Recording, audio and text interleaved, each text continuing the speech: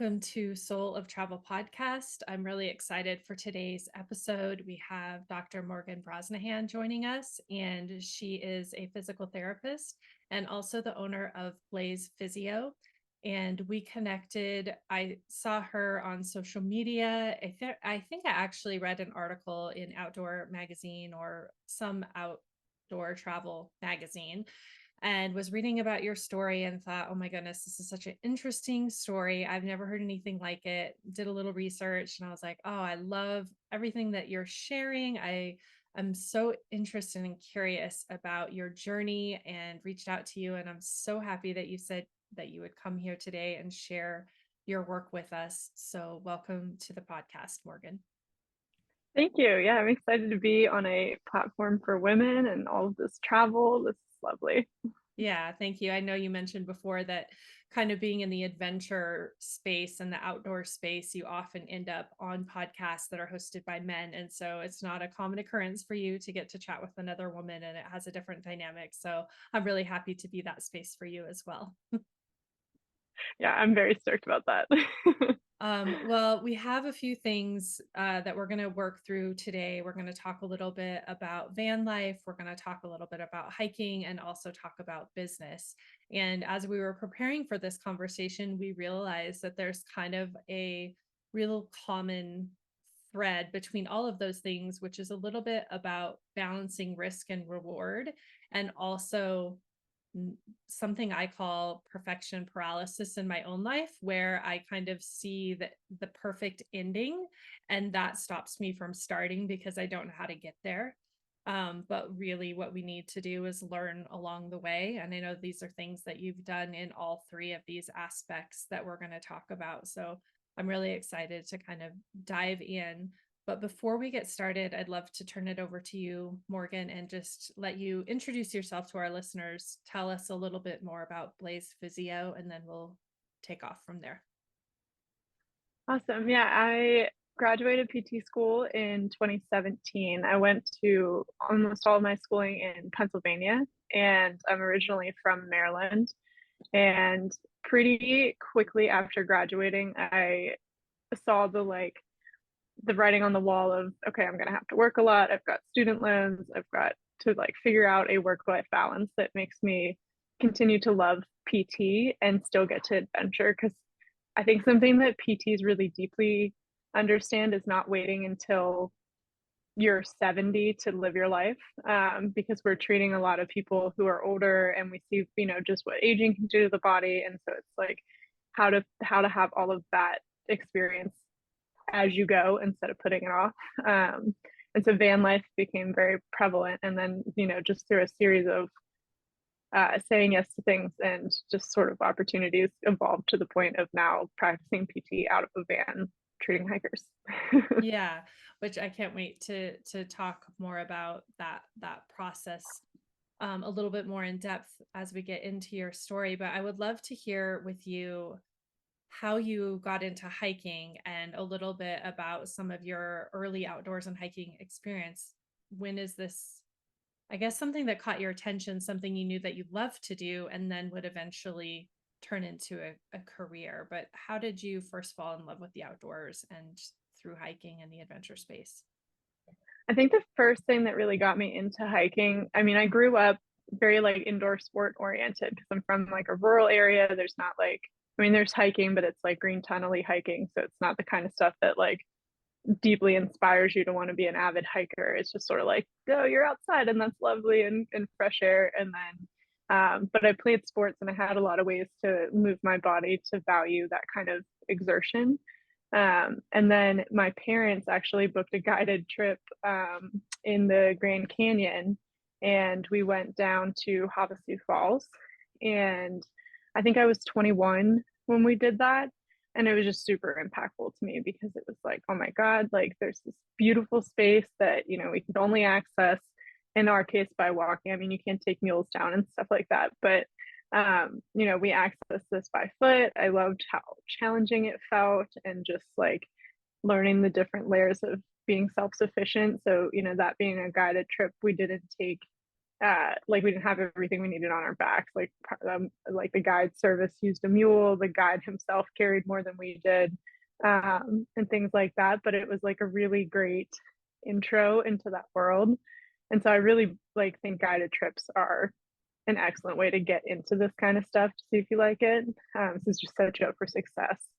And then after that, I was like, I even went home and was like, maybe I'll be a guide, you know. Like, I'm pretty easy to like catch a bug of guides. And so I thought about that, and then, you know, ended up going the PT school route, and while in school got my first dog, and a way of just sort of getting away from the books and blowing off steam and like spending time with my dog, which is to do more hiking. And so then it just started to like really evolve from there. Yeah, and I love what you said too about the guided hiking being an easy way to get into this sport. We'll talk a little bit more about it later, about some of the intimidation that people might have around, the unknown, or just how to even start hiking. But I think even in any kind of travel, if you're looking at traveling in a way that you haven't before, a guided or hosted trip is such a good way to kind of more comfortably have someone showing you the way without having to forge your own path right away, which again might set you on that path to the like perfection paralysis, or not starting something that you want to do because you're just not sure of the right steps. um yeah, so I think it's a good way to go. Definitely. And I think a big barrier to outdoor activities in general, and it's something I talk about a lot to other people just in this world, is like the expense of things and not knowing like if it's even worth the expense. Like I always say that like every outdoor sport can cost like $2,000 of like an entry fee of all the gear you need. Mhm. And so like a guided trip, unless you're doing like a really crazy guided trip with like hard to get permits and stuff like that, but like most more casual guided trips are not going to be $2,000. And so it's a great way to like have the gear like applied and just like see if you even like it before investing, and then know what you would even want to be getting before investing. So I Mhm. think it's a really nice way to like lower that barrier. Yeah, I know there's a few women's hiking organizations in Colorado where you can book a weekend hike with them, or a short through hike, and they provide everything: the tents, the I mean everything, backpacks, sleeping Mm-hmm. bags, pads, and like you said, one, then you're not trying to figure out what you need and buy it. And then, I mean, I'm sure we could both say that you always buy the wrong thing first because Oh you yeah. think it's right. And then you try to use it and you're like, oh, that was such a disastrous idea. So it even ends up costing more. So I love those types of programs to test it out as you go along. Definitely. And there's a lot of like you could go down gear recommendations on YouTube for hours, and then that definitely does not make you feel like you're any closer to a decision. Yeah. Yes. Decision fatigue is also real. We're going to have, feel like we're going to have a lot of jargon that's going to come out. We'll have a dictionary at the end of the podcast for people to pull from. But when you mentioned van life, that was something that kind of caught your eye.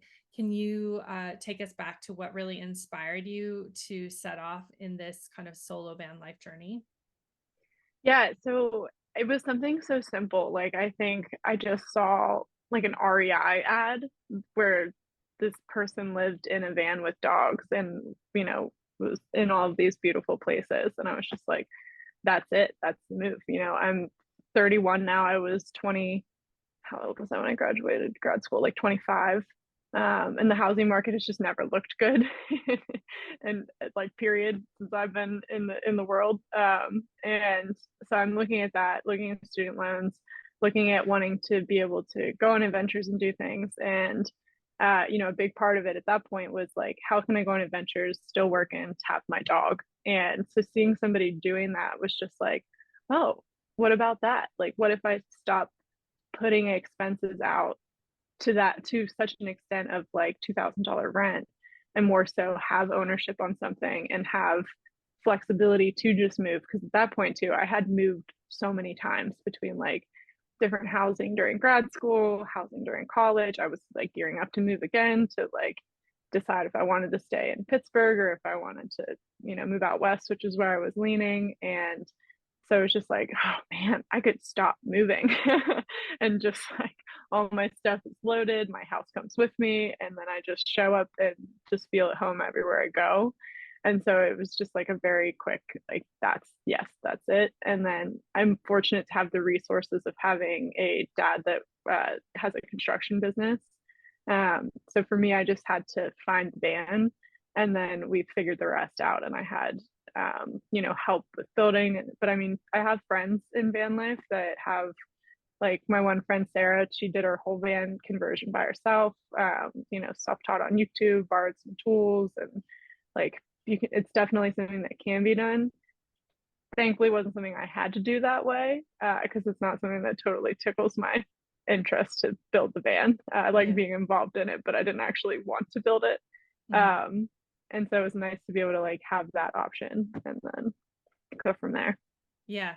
Um, so I just was thinking the thing that you said about your home being with you. I think a lot of times people might have this notion that people that are living a van life or a nomadic lifestyle are people that really love to be disconnected and kind of constantly like getting out of the routine. But I love that you just mentioned you bring your routine and your home and your comfort with you everywhere you go. I feel like those two things are pretty contrasting in terms of maybe what I would have expected as an answer. But I love so much that that is what you mentioned because I know even when I start traveling a lot for work, I really start to crave that consistency and the creature comforts of home. And it's definitely not as easy for me to replicate that if I'm headed to Peru or, somewhere far away. But I really love that idea of that you aren't attached to like a location, but you are still attached to that sense of home.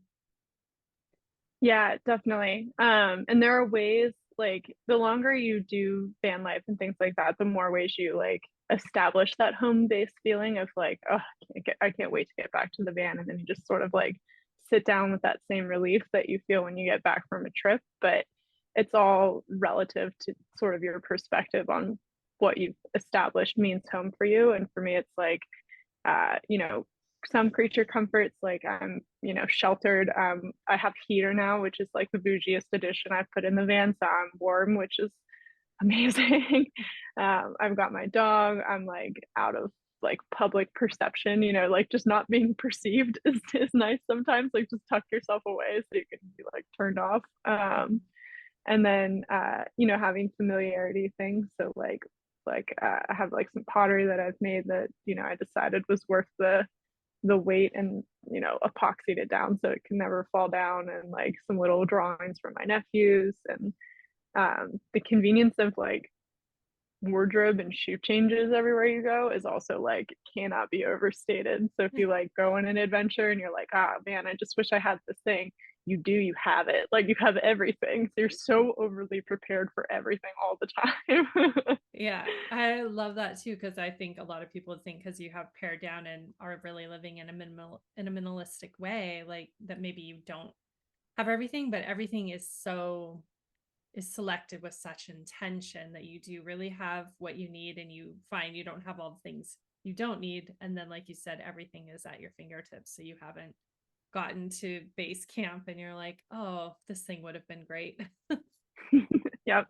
And you also like generally know where everything is too, because like everything has to have a home, and like it brings me comfort to be able to think about my stuff and run through it almost mentally in my head of like everything I own, versus when I've had like periods with houses and things like that. I feel like my impact and like everything is just so sprawled and everywhere, and I'm like, oh god, like it brings me stress to just have stuff laying that I don't know where it is, I don't know what I have. It just feels cluttery. And Mhm. so like the nature of the van makes you very aware, because if you're not using it and you're kicking it around, then you're like, okay, this needs to go, like and you keep it very essential in that sense. Yeah, I love it. I feel like for me, the more like as my family has grown and stuff, like our house has grown and our stuff has grown. And I'm at a point right now in my life where I want rid of so many things. I like really desperately desire a smaller house and less possessions. And my kids want nothing to do with that at this point in their journey.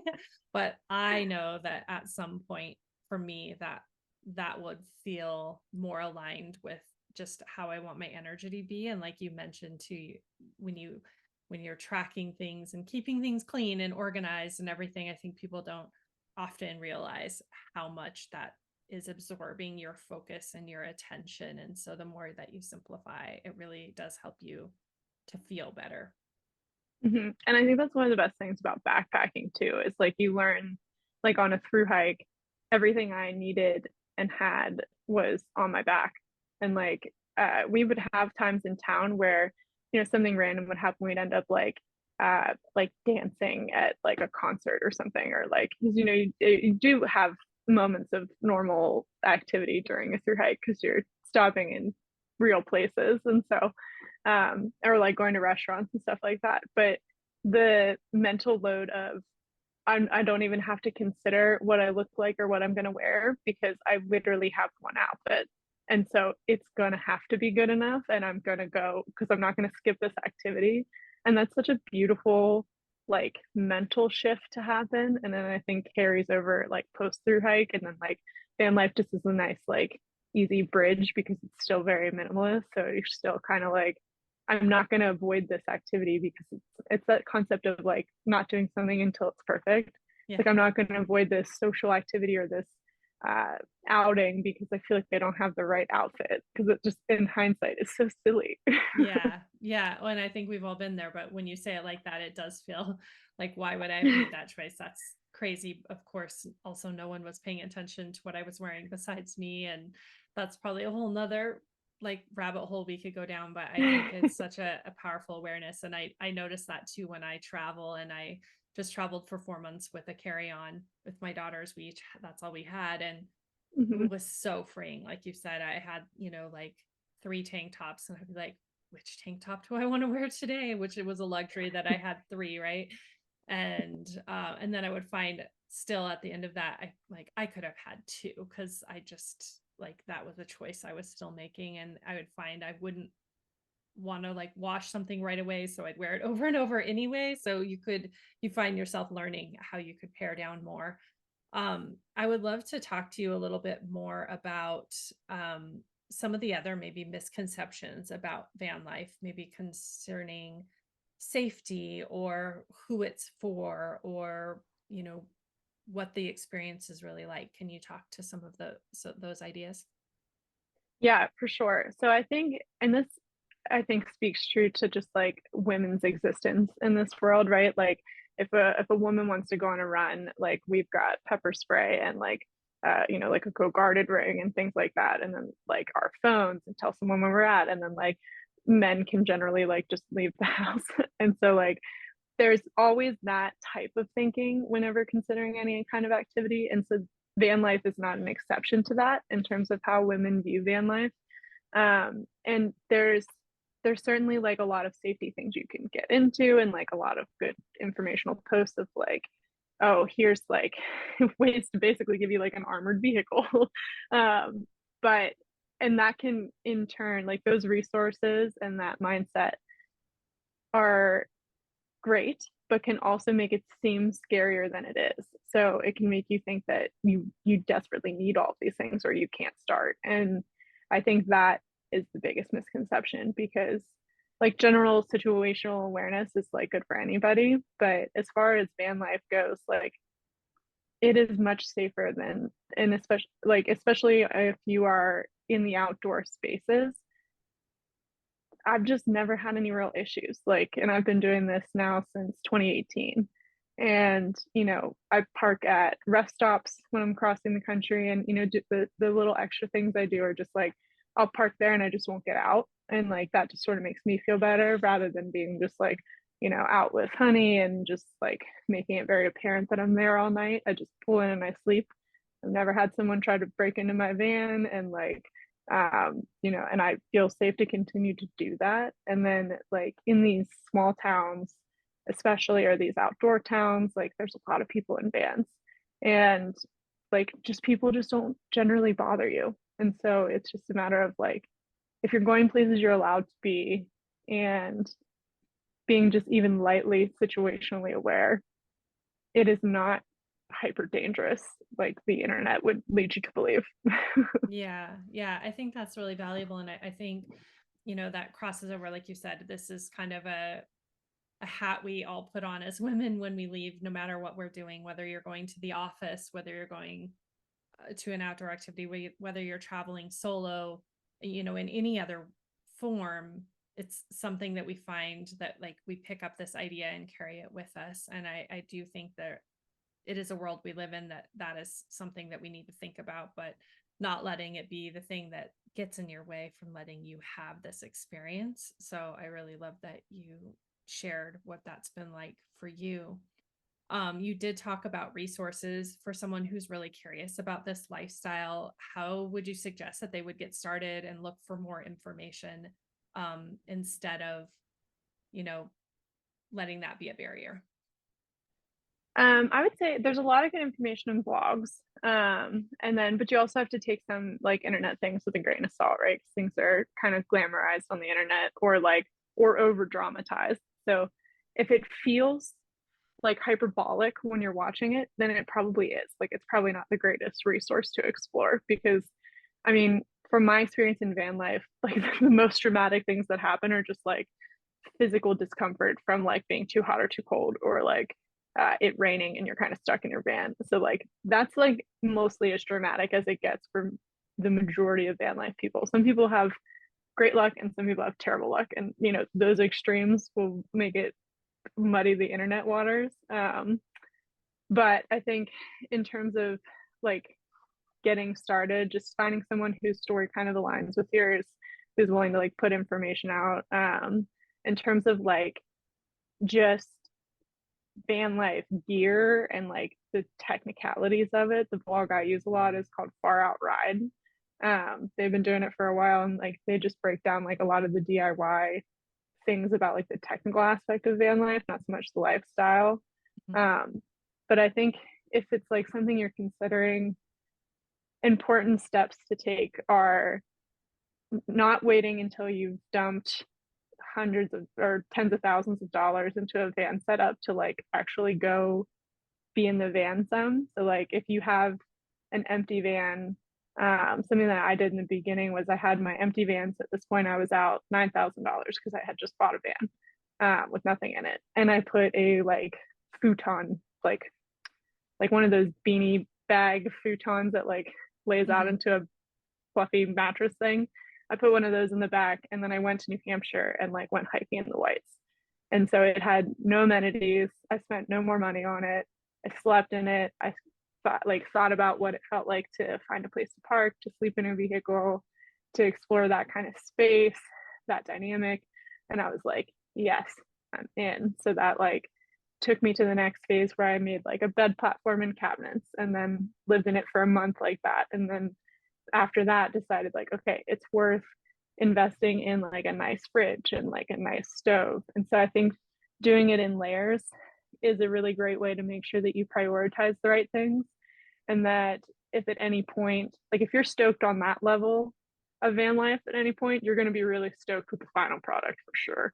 But Yeah. if you're not stoked with the like build up phase, you could end up out quite a bit of money, get into it, and then be like, I hate this.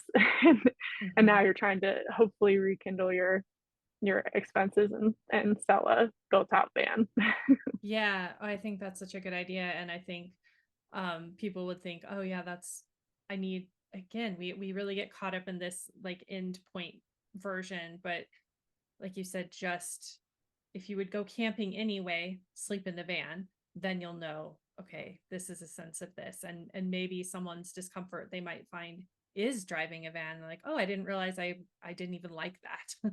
And so even a place of starting might just be finding someone else that has a built out van and seeing if you can experience that with them, or yeah, just get to know who you are in that space. Cause I think, and we're going to talk a little bit about this with hiking too, is these are areas that get romanticized. So we have this idea in our brain of who we're going to be in this experience, and we can't wait for this freedom or this challenge or this whatever this notion is that we are connecting and resonating with. And then we forget about the actual experience of living that and what it's like. And so I think it's such a good idea to just maybe set that romanticized version aside and see what the real life feels like, and then go from there. And then you can hook back up to your romanticized version if that's something that you're really attracted to. Yeah, for sure. And like if things are going well and you're into it, like it's just gonna give you more like excitement and just energy towards making it everything that you want it to be. Mhm. Um, but I mean, a lot of van life is like sitting with discomfort. So like, I think when people have the hardest mental time with van life is when they go into it kind of looking for something that they might need to get more out of therapy than van life, like looking for a change and a reset. And then um, what it does at first is kind of strip you of a lot of like security. So it strips you of knowing where you're going to be parking every night, which can be a little bit of a stress. Some physical comforts, like we said, about just like climate control, and just like space to meander and stuff. So you have less stuff. So if you're like sitting with the thought of getting rid of all those things and it starts to make you really uncomfortable, then you might need to do a little bit of kind of mental work before going. It doesn't mean that like that's something that won't be appropriate for you at some point, but I think and through hiking is very much the same. Like sometimes using these adventures in lieu of things like therapy and like working through some of those discomforts, it just sits you into really deep discomfort and then you're like overcome with a lot of stuff. Mhm. So sometimes they need to happen simultaneously and sometimes just like one before the other before. And sometimes that's not like a factor period, but I found that whenever it like overtakes people and just like puts them in a worse place, it's because like that was probably the part that was missing. Oh yeah. Oh, that's such a good, I think, word of wisdom again in so many contexts. Because a lot of times I think travel and, like you said, outdoor spaces and some of these lifestyle experiences, they are the allure at first is the disconnect. And the disconnect is maybe coming from, like you said, some other part of your life that you are trying to leave behind. But what really needs to happen is you need to confront it. And I do think that does happen sometimes through travel and through these, like this proximity to self. Like when you're the only person that you're with, you're going to figure some things out pretty Oh quickly. yeah. Um, but at the same time, being aware of the choices that you're making and knowing that you're not going to actually outrun it, you are going to have to deal with it. It's not going to disappear just because you've created this new environment. Right, yeah. So I think if you feel like when you are put in the position to have to face those things, if you don't feel like you have the tools to then process and face them, that's whenever like you might need to get those tools first because it will Yeah. happen. Like Yeah. even if you don't think you have stuff, you Yeah. sit around in a metal box for a while or you walk in the woods for a while, like you have stuff. Yeah. Well, let's talk about walking in the woods for a while. I know that you have hiked the PCT. You really fell in love with through hiking.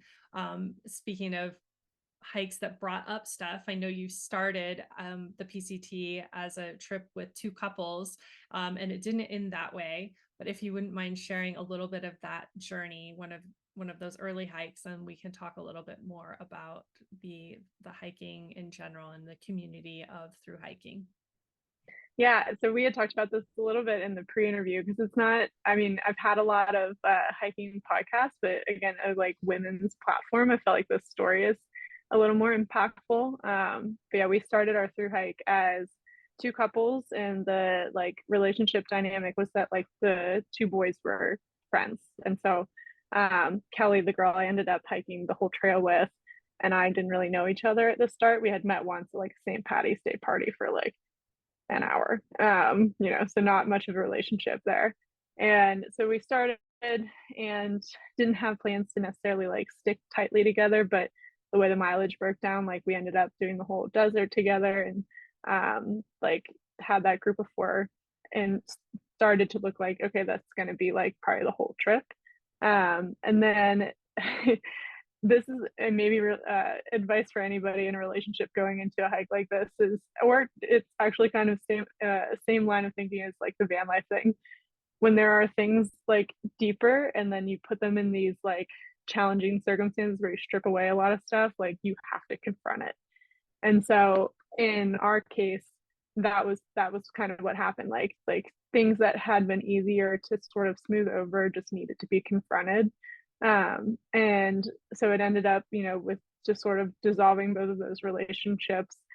And the like comedic factor of this is just that the timing of it just happened that like all in the same week. So like my relationship, we decided like, it's had its course. And so he went home, and then a week later, uh, the other couple reached the same decision. And like after my breakup, I was like very adamant, like, I'm not leaving. Like, this is, I think initially it was a little assumed that, me as like the female in this situation, and it being my first through hike, but not his, that like, okay, well, like clearly I'm gonna leave and let him keep this thing because this is what he does. And it's like, no, I mean, I've already hiked 800 miles. Like, yeah, I'm not leaving. And so I was like, I'm gonna stay. And ultimately, what was better for him was to leave anyway. So he left. I decided to stay, and I thought, well, I'll hike with these other two, and or maybe I'll stay, like go by myself. Like, we'll see what the dynamics like from here. And then they ended up splitting, and then she and I kind of looked at each other like, we gonna do this? Like, like let's just. What if we just hike the whole thing? Like, what if you and I just keep going? I mean, at that point, we had gotten closer over the last 800 miles because obviously these weren't breakups that happened overnight. They were like, we were having some troubles, and so her and I were getting closer as we were processing and going through these like tough times. And so that's what happened. So we were like, okay, I hope we like are friends enough that like this will be fine. If not, like I guess we'll figure it out. And it turned out to be a absolutely lovely way to process and bond with another human. So like we're both going through something very similar, and walking all day with no outside influence, and like time and space to process those like relationships and like the fears and anxieties of like now continuing on this hike that didn't look how we thought it would look, was like very profound for both of us. And also I think we process those breakups at kind of warp speed because of that. Like if we had like the societal setup to be able to sit with our emotions that long and that deeply in anything that goes wrong, we would all probably have less like grief and stress and triggers. And so it was like we just got really fortunate to have that space together. And so it didn't take all that long before we were like having a great time, and like so thankful the way our hike turned out, and it changed a lot of our logistics and how we went about the hike. And it opened us up to new friends and experience, and we really felt the empowerment of just being two girls doing it. And like it took away that, oh, like as if these are our protectors in some way, or like, oh, good thing you've got the boys or you couldn't do a hike like this. And it was sort of like, that's not the case. Women do this hike alone, women do this hike with friends, like women through hike in overwhelming numbers. Yeah. I love that. It's so interesting because even like we were saying before, so many people, the breakup would happen and then the travel would be like the answer, but you actually had the whole course of everything happen in one experience, unplanned. But then you kind of got to see how it can be a container for healing. And like you said, when you are so focused on processing anything, it's gonna happen because you have nothing else to do. And I do think that's some of the allure of why people do look to these experiences for healing.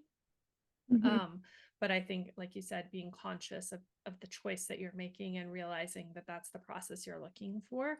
I do think it also sneaks up on some people. Like maybe they don't know. They have, and again, I think this is that romanticized pull or that draw that these huge experiences have to people. They don't maybe know what the whole is, but when they get out there, they're like, "Oh, I see what this is about." And I think, so many of my guests had been fans of Cheryl Strayed, and I don't know where she lands in the Mhm.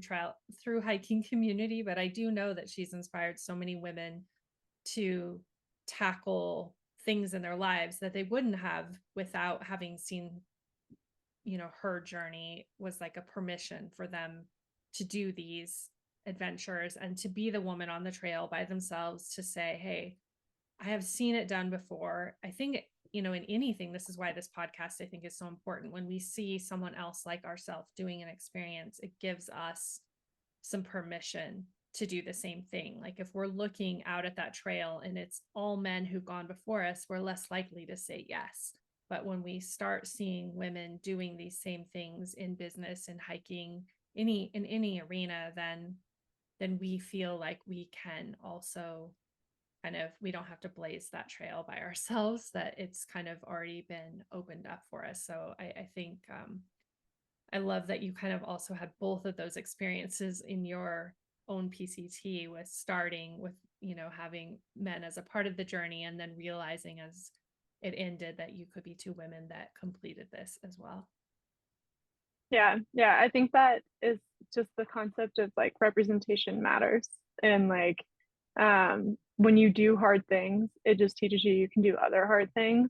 But sometimes somebody else doing a hard thing that you relate to is the first step to you doing the first hard thing. Yeah. Yeah. I know we kind of laughed that I always find setting out on an adventure that seems just ridiculous. Like I always go back to the image of Cheryl putting on the giant backpack and being like, I know I'm at least one step ahead of that. So I'm sure I can do this. Like I use it as this weird measuring stick for my own barometer of success. hmm Yeah, and Cheryl Strayed is very well received in the thru hiker community. There was like a little spell where I think it was like it was cool to be like, and like so many people started through hiking because of Cheryl Strayed that then it was cool if you weren't like, oh, I'm never even seeing wild. And then like it didn't take very long before everyone was like, knock it off. Like in the year of the Barbie movie, like we're not doing that. Like Yeah, um, yeah. I so it's well, come I'm back. glad to hear that, because I mean, I do think that it really did shift the way, well, one, it really put a spotlight on what through hiking was. Like I do think it hmm was something that was lesser known, and it brought a lot of visibility to through hiking. Um and I know that another thing that we talked about in our pre-conversation was really trying to measure the risk and the reward for one of these experiences, because one, you're taking time away from your daily life, your 9 to 5 life or whatever you want to call it, because it takes a long time to complete one of these trails, even if you do it in sections, which some people do section hiking of the larger trails. And then if you're looking at, you know, being a woman on the trail, if you're looking at all the different risks that go into it, if you are well versed in through hiking or not, if you are assessing all those things, and then you're trying to balance that with what you take away and what you learn about yourself. Um, how do you encourage people to kind of navigate that question? And I think we'll pull this into business as well, because I think it's similar. How do we kind of step away from that comfort zone and dive into this other experience? And what do you think people take away from it that really shows the value of the risk versus the reward? Yeah, I think in a lot of ways, and this is kind of applicable to like the outdoor space, is like weighing that risk tolerance. And some of that risk tolerance comes with skill. So, like, mitigating risk is largely done by like what you are qualified to do. So, like, if you're coming in at a very beginner level, then you need to look more at like bites. So, you build skills and confidence, and then your risk mitigation goes is much better. And then you also just feel like you can take on bigger things without going over your threshold. Because I think that like sweet spot of feeling anxious and excited, but feeling confident is a really nice place to be on an adventure. But feeling like completely over your head and like overwhelmed might make you not like the same activity that if you had taken sort of more baby steps to get into, might be like something you're really passionate about. Um, and as far as like through hiking specifically goes, there are so many ways to get involved in that community without biting off the whole through hike. And sometimes that's a good way to see almost kind of like the same thing with the van. So, like, you kind of take little steps, and then if you're stoked on those steps as you go, then you're like more energized and more willing to put the effort into like the next phases. And so, something that if you live anywhere near one of the long trails, like the Triple Crown trails, which is just the PCT, the Continental Divide Trail, and the Appalachian Trail. Something like Trail Magic is a really fun way to get involved, and there's a lot of like people from the community that we would call trail angels. They get out and they do things like they'll set up a random table with food and drinks and snacks at a trailhead or somewhere where they can like get access to the trail.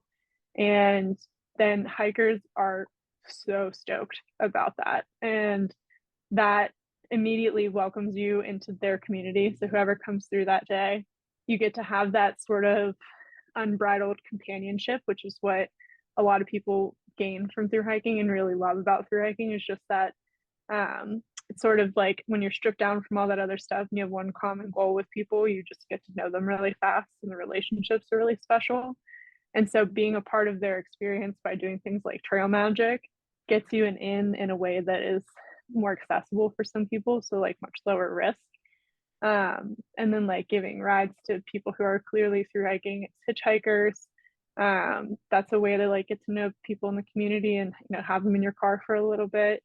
Um, and then if you're not like close to a trail town in that way, just like being out on trails, you can still get some similar camaraderie or joining groups. So like, especially like women's hiking groups and things like that.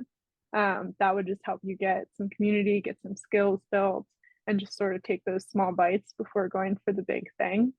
Um, but I think if you get past that layer of stuff, then doing like get out for a week, like figure out the time maybe that like the bubble is passing through. And if you're gonna like take out a section on one of the big trails, like do it whenever most of the through hikers are coming through. And like I can't guarantee that they wouldn't just like blip past you depending on the point in the season, which might end up at like a camp with some of them or like just feel inspired by like how fast they're moving and like being on the trail that they're hiking. Like those kind of things can go a long way in terms of like building enough inspiration that the relative risk seems lower and lower.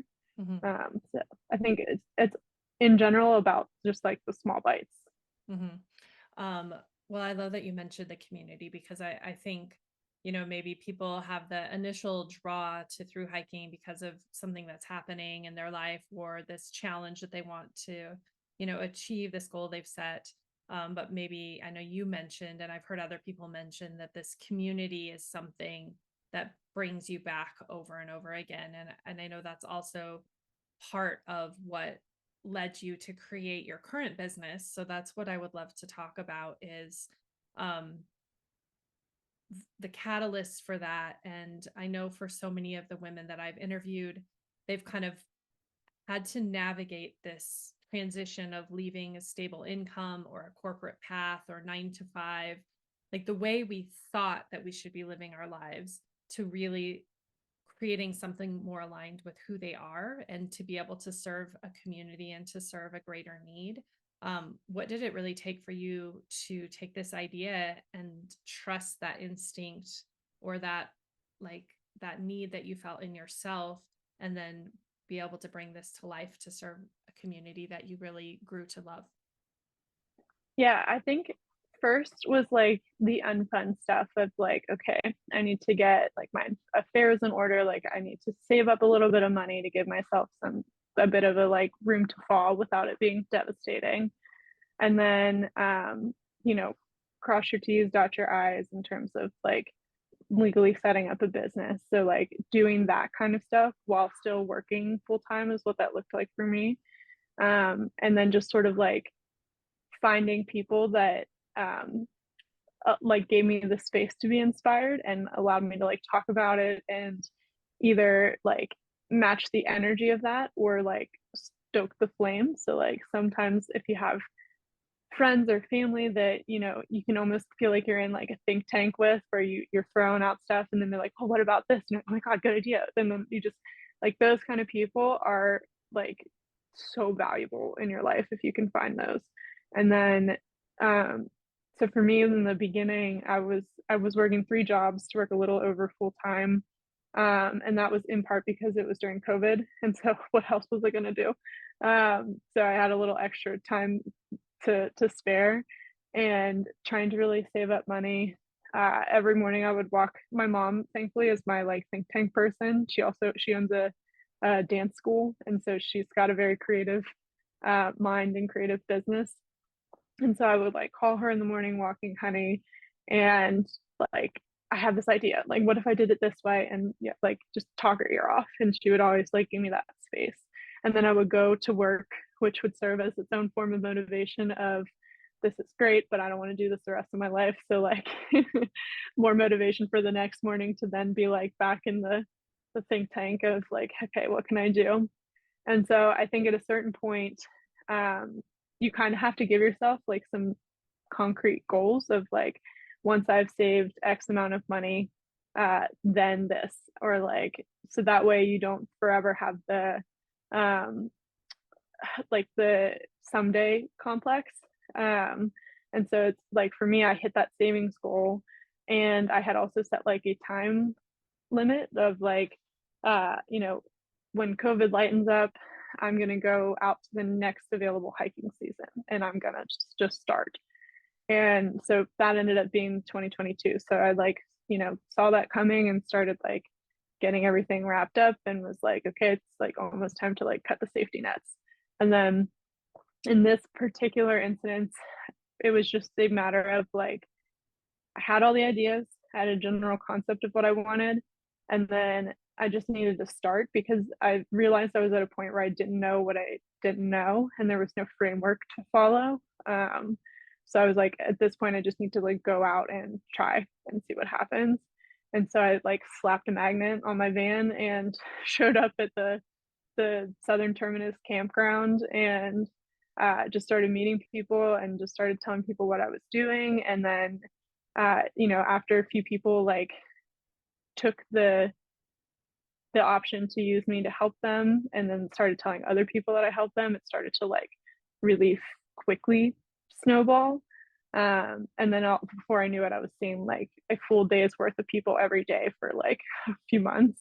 And it in my case, very quickly replaced the like workload and income of my prior job, which was exciting. But also I knew my off season was going to be looming, and like, how am I going to make money when the hikers aren't hiking?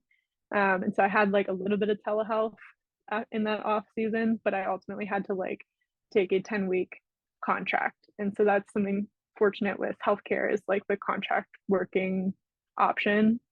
And so I had like cut most of my safety, well, I cut all my safety nets all through the summer, pulled in one more quick safety net, and then went out in the next season. And now I've like, if like 2024 will be the first year that I've like officially cut like the external sources of income safety nets.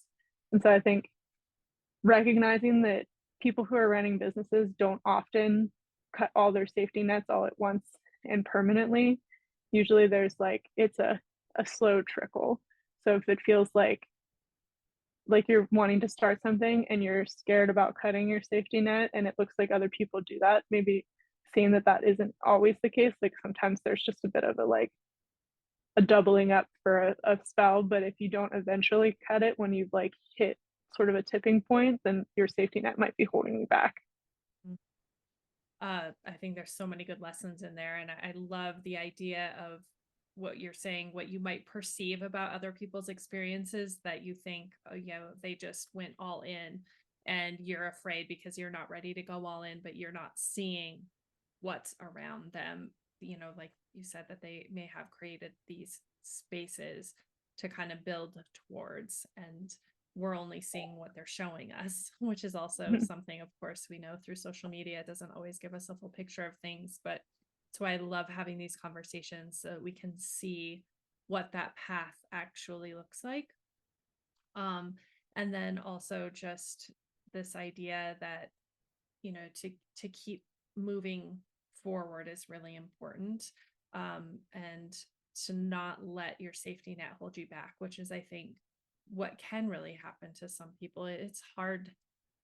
It can be hard to make that last cut. And I think also the people around you, that's like the most common advice I give to people when they ask about how do you create businesses that succeed, is it's the people that you have around you, because you need that sounding board. You need the person that your mom is for you. I have those people in my life that I'm like, okay, I've hit the next hurdle. What do I do? Because we're doing this by ourselves usually, right? And we don't know everything. We can't know everything. We have to learn as we build. And so we need other people's expertise, and we need their kind of detached overview of something. We're so deeply invested that sometimes we can't see our way out of certain situations, and they can have this higher view and just be like, oh, well, I think if you connected this to this, you'd really see the solution. And then you go, oh, may have seemed so obvious, but when you're in it, you just can't get that perspective. So I love that you shared that. And I just was thinking, as we were talking and as you were talking, we haven't really clearly defined what it is you're doing right now, Morgan. So I'd love for you to talk a little bit more what Blaze Physio is and what you have brought to life. Yeah, that's funny. So yeah, Blaze Physio is basically a combination of all the things we've been talking about. So, I already lived in a van, I was already working as a PT, and I had already through hiked. And so this was sort of my creative vision of a way to combine those things for a community that I really felt a strong pull to want to continue to be involved with, but also one that needed help. And in the midst of my through hike was sort of the seed planting that like these people need help, but also I might be the person to help them. And that just happened through a lot of experiences of seeing people injured and watching the processes they were going through. Because I mean, when I hiked, I was a baby PT. So I always think it's important for people to understand I wasn't out on trail like saving everybody's hikes and offering advice in all these group settings. I was actually mostly like kind of keeping to myself. I'm not generally super extroverted anyway. And I don't know any PT that doesn't have imposter syndrome to an extent. And so, like, baby new grad looking at these like gnarly overuse injuries, like, I had nothing to say to these people at first. And, but I did have one hiker that, I just knew well enough, and what she had, I was like pretty sure about. And so I helped her. And whenever I ran into her like probably 1,000 miles later, and she had said that that really helped her, and that I think was where I was like, maybe I am qualified, and I like can also do more work in terms of like acquiring more education and like specializing into this population to be the best qualified person for it. So now I follow the trail in my van and move like town to town. So like with through hiking in general, it's basically like 5-day backpacking trips strung together for 5 to 6 months. And so when a hiker is injured, their priority is going to be to get to town one way or another. So they're either going to bail or they're going to hike through to the next road crossing, and then they're going to go into town and then figure out what to do from there. So it's less about me showing up on a ridge line, although that has happened sometimes, just because I'll be like out hiking with my dog, like a day hike, and I'll run into somebody who's in turmoil. But generally, these hikers are getting themselves to town. And then my role is to provide them with somebody who knows what they're doing and understands the resources they have, whether I'm there physically or virtually chatting with them. So that way, the understood goal when I'm talking to them is that they want to continue this hike. And that was the part that was like deeply missing, other than just the orthopedic and endurance athlete knowledge that was missing in a lot of these towns with the providers that are mostly like PCPs, who their primary role in that kind of injury would be to assess the severity of it and then refer to the appropriate specialist. So other than those people, like that information was kind of there, but then they didn't really quite know what to do to tell them to keep hiking, Mhm. which is their goal. Because a lot of people, we've talked about what it takes to like be off work 6 months and how that in itself is just like a huge conversation. So like once you've done it, you put all the stuff in order and you're there and you have tendonitis, absolutely terrible advice would be to just quit hiking. If it hurts when you hike, stop doing that. Like that's so unbelievably unhelpful and arguably harmful for people who have put so much on the line to be hiking. So that's where like my role is to sort of mitigate those and try to keep as many people on trail as appropriate, with the occasional injury that is trail ending, and but having that conversation from the perspective of somebody who's done this hike and had several aches and pains, like everybody who does it, where you wonder if your hike is over. So hearing that from somebody who understands the weight of it, I think is also a little more empathetic than somebody who like is just at their regular 9 to 5 job and you're kind of the anomaly patient for the day and they're like, well, quit doing that, it hurts. Yeah. Yeah, I think that's so valuable and I think so important. I think in healthcare and injury management across the board is someone that knows your goal and is kind of invested in your experience is a very different care provider than someone who you said if you're kind of this offhand person.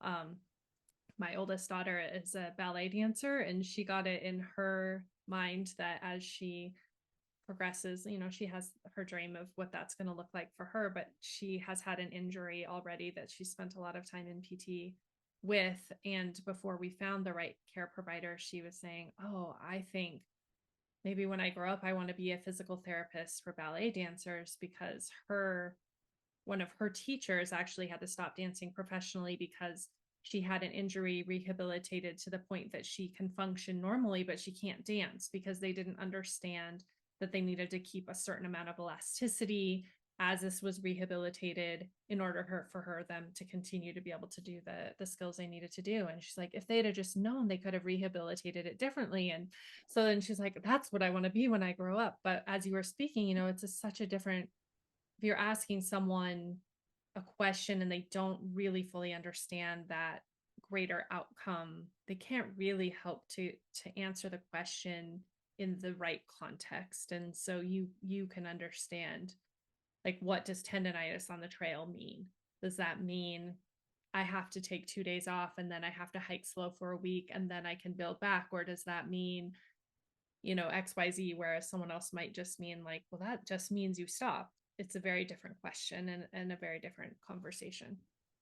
Definitely. And I think something potentially exciting that's happening in healthcare, especially in like the world of like PTs, is uh, the internet is bringing wider information. So like people are able to get connected to better resources and to question when they're getting bad advice, like to have a concrete reason to see like, well, you're telling me I can't ever ride my bike again, but here's this person that specializes in people who ride their bikes, and the people who are overcoming injuries seem worse than what I'm dealing with. So that seems to be a disconnect. And so my hopefully not overly optimistic hope is the power in the patient. So like knowing your resources and like advocating for yourself will become better and better, but also the little bit of pressure that puts on providers to like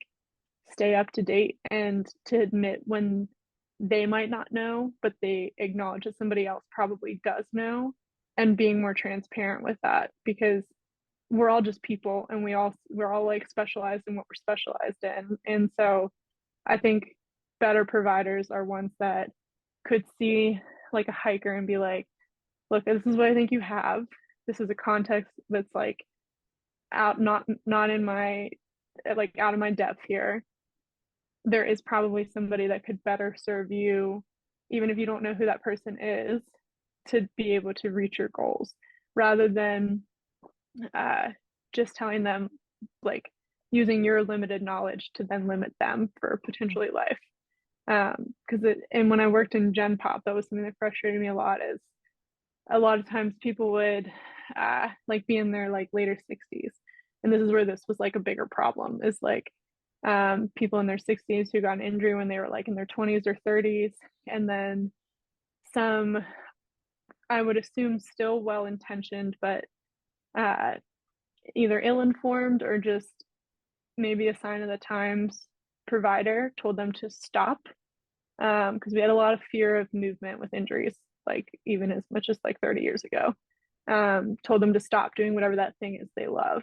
And so if they had always exercised and been runners or bikers or hikers or whatever it is, somebody told them to stop.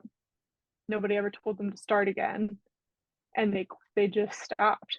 And then they've lost something they were passionate about, which is huge. And then they've also lost their major form of physical activity, which can then send you into um, more of like the chronic disease path, as opposed to like injuries and pain are like a super normal part of life.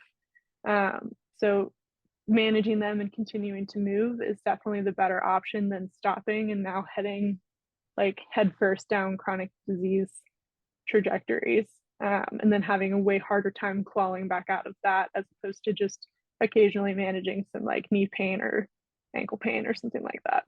Yeah. Oh my gosh, the line that injuries and pain are a normal part of life, that feels so powerful to hear, because I think in the context of, outdoor activities, but also just in business and, we try to avoid those things. Like we avoid fear, we avoid pain, we avoid all these things. And so normally what we try to do is get rid of it as quickly as possible, not process it, not figure out where it's coming from, which then leads to all these things later. And to just embrace that, yes, we're not going to get through this journey without injury or without pain, but how do we tackle that when that happens? How do we just acknowledge that it's normal and then move forward without just kind of trying to make it invisible within our existence? So I feel like we could probably take that in a lot of different directions, but I love that. And then as you were talking about kind of care and end goal, where if you are a medical provider, your end goal is obviously like a healthy human, right? And so no matter how that happens is the right way for it to happen. And I think we get competitive in business. I'm sure in medical practice it's competitive, and so at some point you maybe forget that that's the end goal. And I think now maybe we're seeing, like you said, more collaboration, or more, it's okay if I'm not your person. And we talk a lot about this in travel. Like there's, I don't even know, let's say, you're in a group with 50 people who run trips to Peru, but not one of us runs the same trip. And it's okay that if you come to me, Morgan, and I'm like, that is, my trip's not for you, but this is the experience you really desire. I want you to have it, because my end goal is that travel is a powerful and transformative experience for you. So I want to find the person that allows you to have that experience. And I think it's such a different environment for business and for work to have that mindset where the end goal doesn't mean you got them there, but it means somebody got them there. And it's such a different way of thinking, but this will be my optimism hope here, is that that's reality, that we can start to think that way, and to really to treasure that outcome more than the delivery, and that the delivery is ours. Yeah. And I think that is kind of in line with the scarcity mindset, in like that if you approach everything as if there's a scarcity, you're going to make more like tight decisions, like no, I'm going to help you, like it's got to be me because I don't want to let you go, versus if you have more of an abundance mentality, um you like helping somebody who came to you, but you connect them to something better, or you were like a quick stepping stone so they got on the right path. The way they're going to feel about you in that instance is so much more favorable, in that they may still tell some of their friends to, hey, check them out, it wasn't what I needed, but like they still got me connected with this person who's been like exactly what I needed. Mm-hmm. Versus if you like held them too tight and ultimately they still didn't get what they needed, they're not going to recommend anybody come your way in business or in healthcare. Yeah. So it's like if we just are like a little bit looser and let people come and go as they're meant to, it's just way less friction. Yeah. Well, I had so many other things on my list that I wanted to tap into with you, but we're already at the end of our time. So I'm sad that that is happening because I think this was such a great conversation and we brought together so many things. But before we end, I want to jump to our rapid fire ish questions to wrap up our call. So the first one of those is, what are you reading right now? Currently, I am studying for the OCS test, so I am reading current concepts in physical therapy. Great. Well, we're all going to run out to get a copy, I'm sure. But relatable. Yeah, yeah. I do have the Green Mile like high on my list because I just rafted the Colorado River and the Grand Canyon, so I would like to read the Green Mile. But I can't vouch for it yet because I'm still deep in current concepts. Yeah, that's all right. Well, this will be a good one for you because we know that we've talked about the intentionality of what you're carrying, but what is always in your suitcase or backpack when you travel? Mm. Um, I would say my emotional support water bottle. That feels like a whole nother story that I'm sad to be leaving behind. And I was looking on your website and I saw some stickers that you sell, and there was a backpack that had this water bottle hanging off, and that's the only thing that I noticed. So now maybe we're gonna have to have a like a secret part of this conversation that people can come back and hear about later. Let's see. To sojourn is to travel somewhere as if you live there for a short while. Where is one place that you would still love to sojourn? That I haven't already gone. Yeah. Well, I think so many international places, but lately New Zealand has been like deeply calling my name. So I think part of me is hesitant to go there in the thought that I may never come back. So that one's probably top of my list. Yeah, that feels relatable, especially for incredible hiking and outdoor activities and culture. And yeah, I can see the allure. What is something you eat that immediately connects you to a place that you've been? um, hmm. um, I would say I have a pretty deep association with ramen and mountaintops. So just like cheap chicken flavored ramen and just beautiful, expansive views. Yeah, I was waiting for it to be some really random trail food. So I'm glad you didn't let me down. Who was a person that encouraged you to set out and explore? I would say my parents.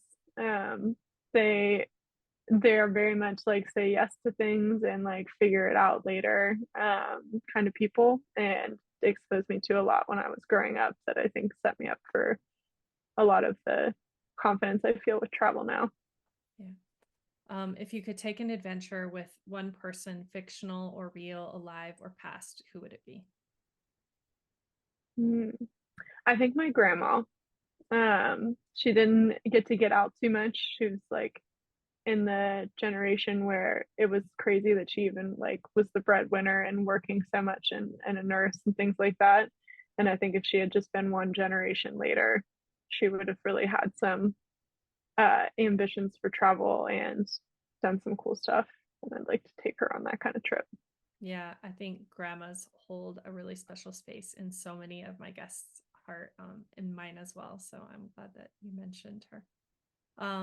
Who is one woman in the travel industry or the outdoor space that you would admire and would love to recognize here in this space? Hmm. Oh, there's so many. I think if we're keeping kind of a hiking theme, one that is, well, two. Can I name two that are like Sure. same thing, different font? Okay. There's Liz Thomas, who is a hiker and owns her own business, and she has Tree Line Review. And every encounter I've had with her has just been absolutely wonderful and lovely and inclusive. Um, oh man, that makes me want to name three. But and then Anish is her trail name, Heather Anderson. She set a lot of like records. She's an author. She's written like if anybody's into the book Wild, anything by Heather Anderson is worth reading.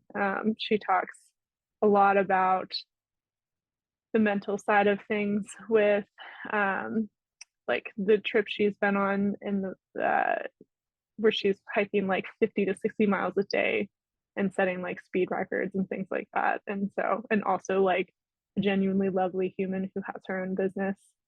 So two pretty prominent women. Yeah, thank you so much for mentioning them. And you said trail names, and I also wanted to talk about trail names. So we have so many things that we're leaving on the table here. My daughter, she was so mad, but we were traveling together for 4 months earlier this year, and I was like, "Oh, your trail name is Dongle," and she was like, "I hate you so much." But her backpack had like always all these things like coming off of it, and we were traveling, by train and stuff like that, and she would get on and like this stuff is just like smacking people as she goes by, and I was like, oh, it's the only name that you have, like it's yours, I'm sorry. Yeah, that's funny. So Dongle's a good trail name. yeah, so yeah, we'll put that on the follow-up conversation, I guess. But thank you so much for being here. I appreciate it. I've loved hearing more about your journey, and I hope it really inspires other people to just pursue their passions without kind of worrying about what the end looks like at the beginning, and know that the journey is really worth the experience. Yeah, thank you for having me. It was, as expected, lovely to have a female podcast host. So I so appreciate getting to speak to this audience and speak with you. Thank you so much.